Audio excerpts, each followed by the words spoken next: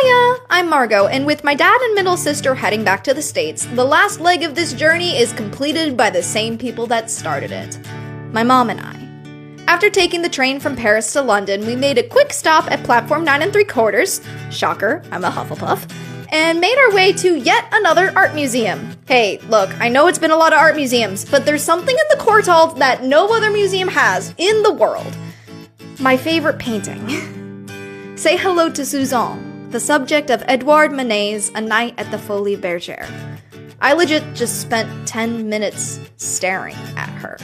You have to understand, she has been my favorite painting for years, and I never thought I'd get to see her in person. But there she is. There's also other famous works here, showing off Impressionism, Pointillism, the Italian Renaissance, even some medieval works. But look at her. I couldn't stop bouncing. And yes, I took a ton of photos with her like she is a celebrity, because she is a celebrity. At least, to me. Hiya, I'm Margo, and don't go to the London Eye. If you want views of London like this, go to the Scar Garden website at least 3 weeks in advance and book your free tickets. Then go to the Walkie-Talkie building, which for the life of me, I cannot find the official name of. Everyone just calls it the Walkie-Talkie. I swear, if that is somehow the official name, I don't even know. Point is, once at the top, you can freely walk around during your time slot and get these gorgeous views of London's skyline. There's an open-air balcony where you can see several famous landmarks along the Thames River, including London Bridge, the Tower of London, the Shard, Shakespeare's Globe, and so much more.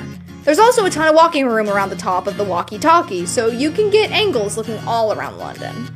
There's also a restaurant up there, but you don't have to eat there to get a ticket. I recommend the Princess of Wales near Kipling House. The food was delicious, the staff was kind, and the history was abundant, which, if you can't tell through this series, is definitely a plus in my book. Hiya! I'm Margo, and who would have thought something destroyed by war would become a symbol for peace? St. Dunstan was a church in London until it was destroyed in the Great Fire of 1666, and then again in the Blitz of 1941. After it was destroyed the second time, the City of London decided to turn the remains of the building into a public park where plants would freely grow through the cracks and flowers would bloom among the rubble. It's honestly a beautiful message, and it makes one of the most uniquely beautiful parks I have ever seen, especially in such an urban setting like London. While my mom and I were walking around taking photos, I took a moment to sit down, breathe it in, and write this poem. Dear St. Dunstan in the East Church Garden, you have seen prayers for peace, felt the tears of war, and grew a garden from ruin in the most unlikely of places.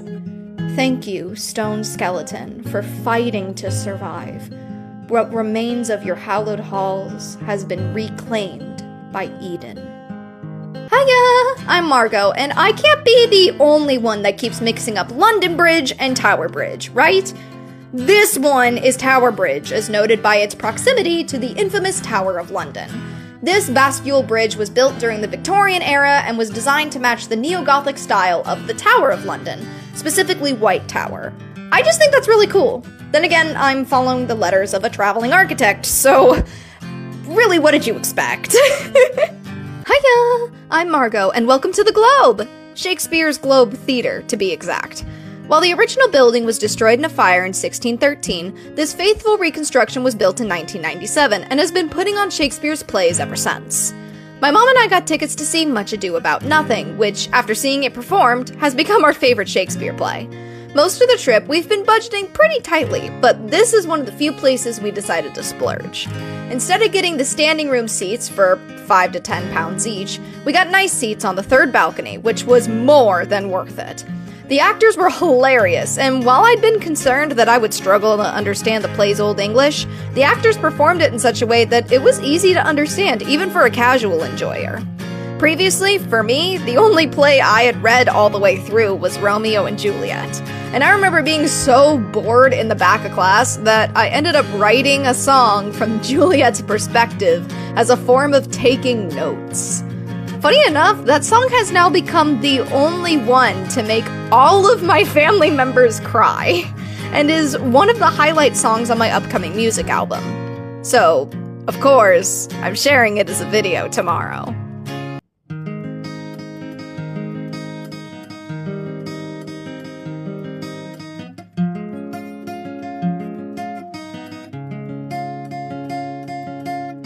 You could be my Romeo and I could be your Juliet. You my Montague and I your Capulet. I'll shine like an angel, my pilgrim you will be, and you could take my hand into eternity, 'cause I can see the field of flowers where I softly say I do. I can see our wedding colors, we become one, forged from two. See the love that we discover, but I know it can't be true. Star-crossed lovers, where I'm not meant for you, not meant for you.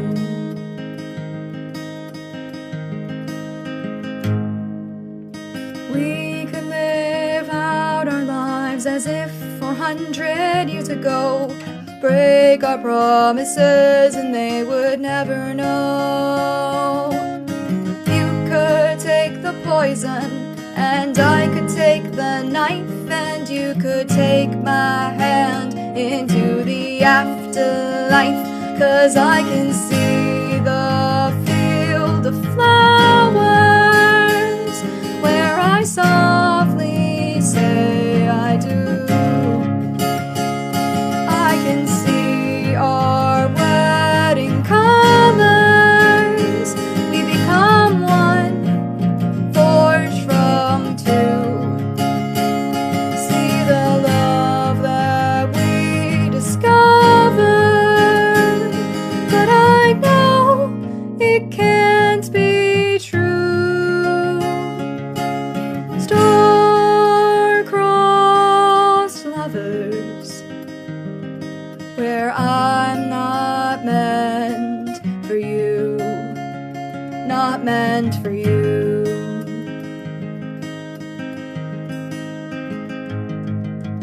Meant for you, meant for you, not meant for you, 'cause I'm not meant for you, not meant for you. I am meant for you, meant for you, I'm meant for you, meant for you.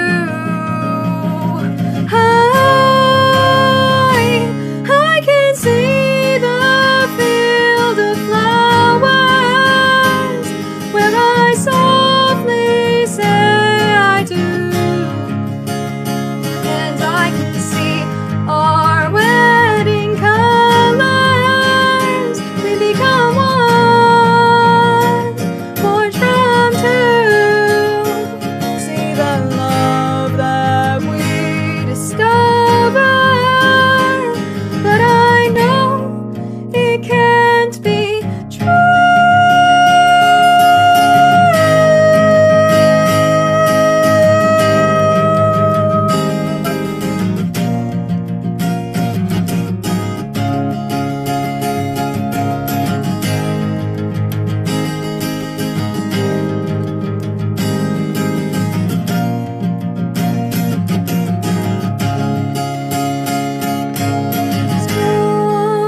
Star-crossed lovers, star-crossed lovers, star-crossed lovers, where I'm not meant for you, not meant for you. Hiya! I'm I'm Margo, and we're off to recreate yet another iconic Levi photo. When my great-grandfather took this photo, he happened to be in London during the largest general strike in UK history, meaning travel was really difficult for him. Still, he was able to capture this shot right across the street from the Palace of Westminster.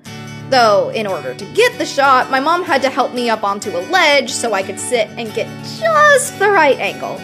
I have no clue if Levi sat here to take the same shot, but based on the age of the architecture around it, it's quite possible. In my opinion, the better photo to take would have been from across the river, since it offers a clear view of Big Ben and Victoria Tower. Then again, I understand why he wouldn't, since the next place he was going was further inland to the west. Specifically, Westminster Abbey.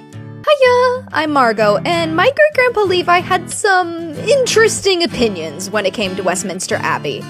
In his travel journal, he writes, quote, "Westminster Abbey, with all its fine dust, did not impress me over much.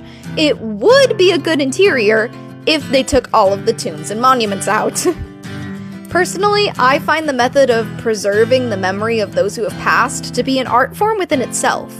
Take this monument showing a husband struggling to defend his wife against death itself, personifying his struggle to keep her alive as she suffered from illness. That's not to mention Poets' Corner, an entire section of the cathedral dedicated to the great writers and artists throughout UK history. Of course, the chapel spaces are reserved for royalty, who tend to have the more ornate tombstone designs. And speaking of ornate, look at this ceiling! Have you gotten sick of the joke yet? Because I haven't. There's truly too much history crammed into this small space for me to do it justice. And that's not even talking about the Queen's Diamond Jubilee galleries upstairs. But tomorrow, I'm gonna talk about the monument that made me stop in my tracks. The Tomb of the Unknown Warrior. Hiya, I'm Margo, and as y'all know at this point, I've been including poems I wrote over the course of my travels throughout this video series. Well, while walking around Westminster Abbey, there's one memorial that made me stop in my tracks. The Tomb of the Unknown Warrior. This unnamed soldier died on the Western Front during World War I. He was given a state funeral on November 11th, 1920, exactly 2 years after the war ended. When he was buried, they covered the casket in soil from each of the main battlefields in remembrance of all of the unknown warriors that never got to come home. I can't think of a more poetic thing to write about. To the tomb of the unknown warrior. Buried under toil-tilled soil, watered with the blood of classmates, laid bare since 1918. You, dear poppy seed, have been planted in the earth. A fruit shall never spring from your labor. In the nave of Westminster Abbey, you are not remembered, but you won't be forgotten. Hiya, I'm Margo, and one of the things that London is famous for is its royal guard. From the red uniform to the bearskin on their head, every part of the uniform is iconic. Perhaps that's why the guard station at the end of Downing Street is such a tourist attraction. Apparently it attracted Levi too, since he took this same shot 100 years ago. You might notice that the guardhouse is black here? That's not paint. That's coal dust. There's a reason London earned the nickname the Big Smoke, after all. Hiya, I'm Margo, and to wrap up our day in London and wrap up our first full day in the city, we are doing a quick walk through the National Gallery before it closes, then walking back to our hotel. Of course, we went to the Impressionist rooms first, followed by Caravaggio, one of the greats during the Italian Renaissance and a favorite artist of my mom's. After seeing some of the most famous paintings in the world, we took some quick photos with the famous London lions before... Is that a flash mob? Yup, welcome to Piccadilly Circus, basically a smaller version of Times Square in New York City. We happened to be walking through during a flash mob, so you know I had to join in. So I guess that's 2 things off my bucket list. Be part of a flash mob, and put myself out there. Double win! Now for a well-deserved rest in Green Park, and a perfect place to write some poems about London. Hiya! I'm Margo, and don't lose your head, because we're at the Tower of London! As a super fan of world history, and the musical Six, I was ecstatic to get to walk around the tower. While the tower was built by William the Conqueror in 1080s AD, it used to connect to the London Wall that had previously been built by the Romans, who founded the city in the 200s. The tower is famous for holding the crown jewels for the British royal family, though no photography is allowed inside. What you are allowed to photograph are the famous ravens of the tower. According to myth, if these ravens were to ever leave the Tower of London, the entire British Empire would fall. My favorite part was Beauchamp Tower, where several high-priority prisoners were kept. With nothing left to do but wait, the prisoners often left ornate graffiti etched into the walls. Each carving tells a story, and you know how I feel about a good story. Hiya! I'm Margo, and it took my mom and I forever to figure out where this photo was taken. Pretty much everything in the background was destroyed in the Blitz of World War II, and the people pictured here are strangers that have long since aged or passed away. The only part we had to go off of were these concrete pillar things in the front. But wouldn't you know it, here they are, in the courtyard just outside of St. Paul's Cathedral.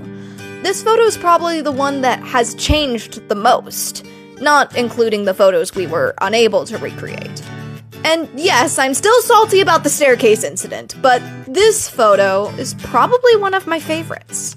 The children playing, the woman looking surprised, it captures a perfect slice of life in 1926 London, England. What a fitting final photo to recreate on our journey. Hiya, I'm Margo, and you know the second I mentioned a cathedral, I'm going to be talking about an ornate ceiling. St. Paul's is no exception, with its 365-foot dome representing 1 foot for every day of the year. It is famous for its Whispering Gallery, where a whisper on one side can be heard over 100 feet away on the other side of the building. Unlike much of London, the cathedral survived the Blitz in World War II and didn't suffer any structural damage. I, for one, am grateful because I get to look at ornate ceilings! Can we just enjoy the ceilings for the rest of this episode? Look, the series is almost over. I have like 2 episodes left before we're at the end, and this is the last time I get to do this bit. So, you know what? Let's have some fun. Ornate ceiling montage!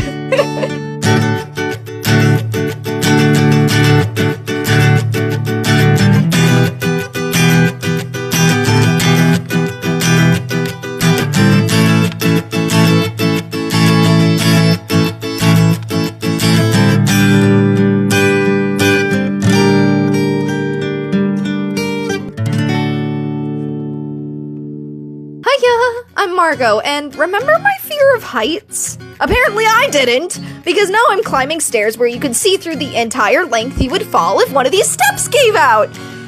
Yay! But hey, we made it to the top! Wait, this isn't the top.